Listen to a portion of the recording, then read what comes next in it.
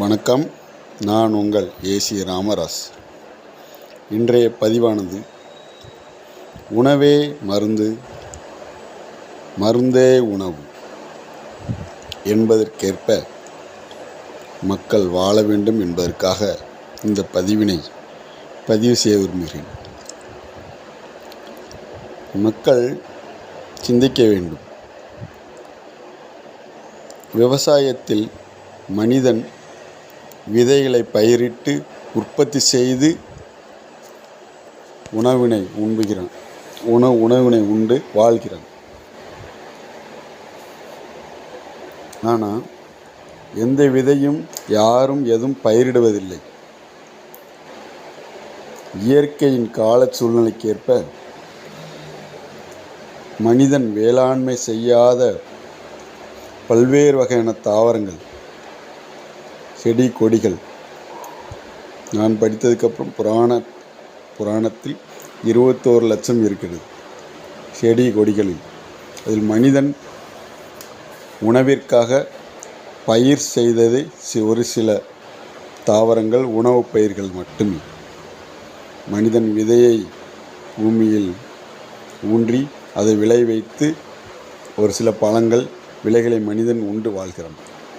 இதை தவிர்த்து பல்வேறு வகையான தாவரங்கள் பூமியில் மனிதன் விதை ஊன்றாமல் இயற்கையாகவே உற்பத்தியாகிறது,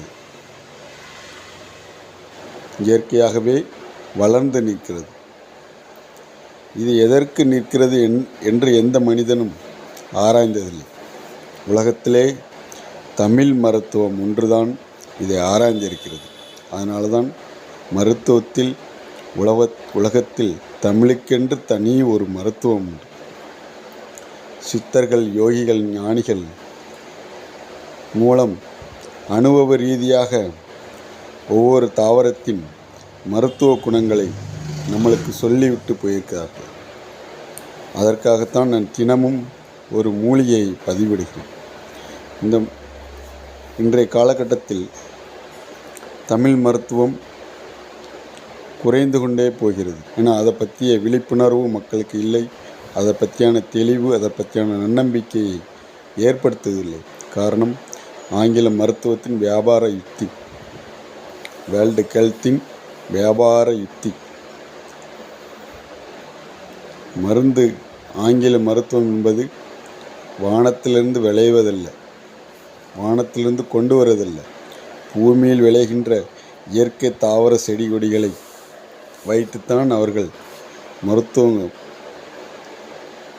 மருந்துகளை தயாரித்து விற்பனை செய்து வியாபாரம் செய்து வருகிறார்கள்.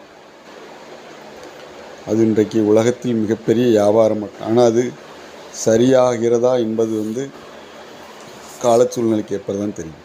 குறிப்பிட்ட நோய்கள் மட்டுமே சரி செய்ய முடிகிறது. மிகப்பெரிய நோய்களை எந்த காலகட்டத்திலும் ஆங்கில மருத்துவத்தில் சரி செய்யப்படுவது இல்லை. ஆங்கில மருத்துவம் என்பது ஒரு மெக்கானிசம் மருத்துவம், இயந்திர மருத்துவம். ஒரு கார், பைக்கை எப்படி பழுது செய்வார்களோ அதை போன்றுதான் மனிதனின் உடலையும் சரி செய்ய முடியும். அந்த அளவுக்கான வழிமுறை பக்குவத்தை தான் அதில் செய்வார்கள். உடனே ஒரு பல் சரியில்லை என்றால் உடனே அந்த பல்லை கலட்டி புது பல், என அவர்கள் வைத்திருக்கும் புது பல்லை மாட்டுவார்கள். அந்த மாதிரி மருத்துவம்தான் இன்றைய காலகட்டத்தில் ஆங்கிலத்தில் இருந்தது.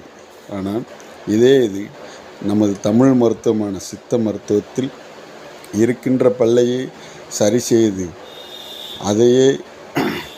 அதை திரும்ப பழைய நிலைக்கு கொண்டு வந்து இயக்க நிலையை உருவாக்குறது தான் நம்முடைய மருத்துவம். அதனால்தான் இந்த மூலிகை தாவரங்களை நான் தினந்தோறும் பதிவிட விரும்புகிறேன். இன்றைய பதிவானது அதற்கான காரணம் என்ன, அதற்கான அர்த்தம் என்ன என்பதை தெரிந்து கொள்வதற்காக இந்த பதிவை உங்களுக்கு நான் பதிவிட்டு கொண்டே இருக்கிறேன். ஆகவே இன்றைய இளைஞர்களே, தமிழ் மக்களே, உலக மக்களே, இந்த மருத்துவம், உணவின் ஆரோக்கியம், உணவே மருந்து, மருந்தே உணவு என்பதுக்கேற்ப சித்த மருத்துவத்தில் எதுவுமே மருத்துவம் மருந்து என்பது சொல்வதில்லை. அதை ஒரு கஷாயம், கபசுர குடிநீர், கஷாயம் என்பதை கூட சொல்வதில்லை. அது ஒரு உணவுப் பொருளாகவே நம்மளுக்கு மருத்துவ பொருளை சேர்த்து வைக்கிறார்கள். அப்படி இருக்கையில் நான் தினந்தோறும் பதிவிடும் மூலிகை பார்த்து பயன்பெற்று இயற்கையோடு இணைந்து வாழ்ந்து நோயற்ற வாழ்வே குறைவற்ற செல்வத்தோடு வாழ வேண்டும் என்பது எனது ஆசை. ஆகவே இன்றைய இளைஞர்கள்